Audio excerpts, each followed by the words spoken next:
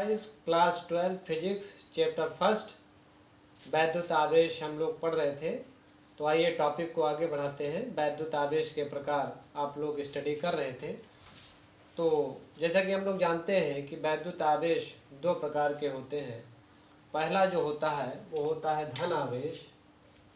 पहला जो है वो है धन आवेश। तो धन आवेश कैसे उत्पन्न होता है, आइए इस बारे में जान लेते हैं। तो धन आवेश कैसे उत्पन्न होता है इसको एक एग्जाम्पल के माध्यम से हम लोग समझेंगे। सपोज दैट हमारे पास ये जैसे हमने शर्ट पहन रखी है, तो ये रेशम का कपड़ा है। इसको सपोज करें कि ये रेशम का कपड़ा है और हमारे हाथ में जो ये आपको पेन दिख रहा है, हाथ में जो पेन दिख रहा है ये कांच की छड़ है। तो ये कांच की छड़ है इसको मान लीजिए, और ये हमारे पास जो शर्ट हमने पहन रखी है वो है रेशम का कपड़ा। तो करते क्या है, इस कांच की छड़ को हम लेंगे और जब इस रेशम के कपड़े पर ऐसे रगड़ेंगे तो होगा क्या कि इसके कुछ जो इलेक्ट्रॉन्स होंगे वो रेशम के कपड़े में चले जाएंगे। इस कांच की छड़ के कुछ इलेक्ट्रॉन्स इस रेशम के कपड़े में चले हो जाएंगे। तो जब कांच की छड़ से कुछ इलेक्ट्रॉन रेशम के कपड़े में चले जाएंगे तो जो कांच की छड़ हमारे पास है इस पर इलेक्ट्रॉन्स की कमी हो जाएगी।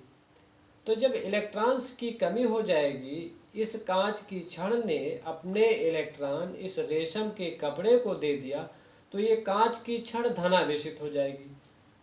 मीन्स इस पर पॉजिटिव चार्ज आ जाएगा। तो गाइस ध्यान देंगे कि जब हम लोग कांच की छड़ को रेशम के कपड़े पर रगड़ते हैं तो बहुत सारे इलेक्ट्रॉन इस कांच की छड़ से इस रेशम के कपड़े पर ट्रांसफर हो जाते हैं और ये जो कांच की छड़ है वो धनावेशित हो जाती है। इस प्रकार कांच की छड़ पर धनावेश आ जाता है। तो इस तरीके से धनावेश उत्पन्न होता है। आइए दूसरा देख लेते हैं कि ऋणावेश किस प्रकार उत्पन्न होता है। तो ऋणावेश को एग्जाम्पल के माध्यम से समझेंगे। ऋण आवेश। तो ऋण आवेश कैसे उत्पन्न होता है इसको समझें। अब मान लीजिए हमारे पास सेकंड टाइप की छड़ है। सपोज दैट हमारे पास एक सेकंड टाइप की छड़ है, ये एबोनाइट की छड़ है। इसको इस बार हम एबोनाइट की छड़ मानेंगे। गाइस ध्यान देंगे, कौन सी छड़ मानेंगे? एबोनाइट की छड़। तो ये है हमारे पास एबोनाइट की छड़। और इधर सपोज दैट ये हमारे पास क्या है, जैसे बिल्ली की खाल है। ये शर्ट हमने पहन रखी है, बिल्ली की खाल है, जिसको बिल्ली की समूर भी कहते हैं, समूर या खाल कहते हैं। तो जब एबोनाइट की छड़ को गाइस हम लोग बिल्ली की खाल पर ऐसे रगड़ेंगे तो बहुत सारे जो इलेक्ट्रॉन्स होंगे वो बिल्ली की खाल से इस एबोनाइट की छड़ पर चले जाएंगे। वंस अगेन गाइस ध्यान देंगे कि ये जो बिल्ली की खाल होगी उसके बहुत सारे इलेक्ट्रॉन्स इस एबोनाइट की छड़ पर चले जाएंगे। तो जब बिल्ली की खाल से इलेक्ट्रॉन एबोनाइट की छड़ पर चले जाएंगे तो इस एबोनाइट की छड़ पर इलेक्ट्रॉनों की अधिकता हो जाएगी, अर्थात इस पर एक्सेस इलेक्ट्रॉन यानी अधिक इलेक्ट्रॉन आ जाएंगे। और जब इस एबोनाइट की छड़ पर इलेक्ट्रॉन अधिक आ जाएंगे तो इस पर ऋणावेश आ जाएगा, क्योंकि इसने इलेक्ट्रॉन ले लिया है।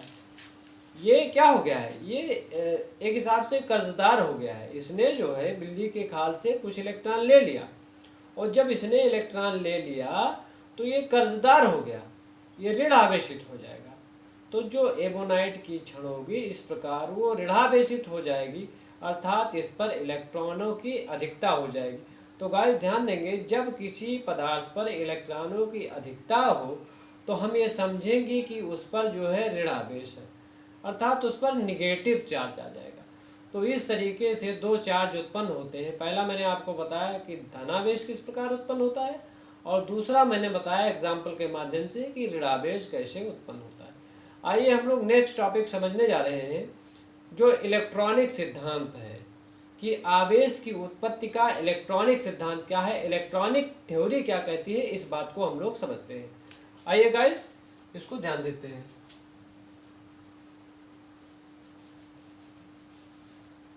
तो नेक्स्ट टॉपिक स्टार्ट कर रहे हैं, आवेश की आवेश की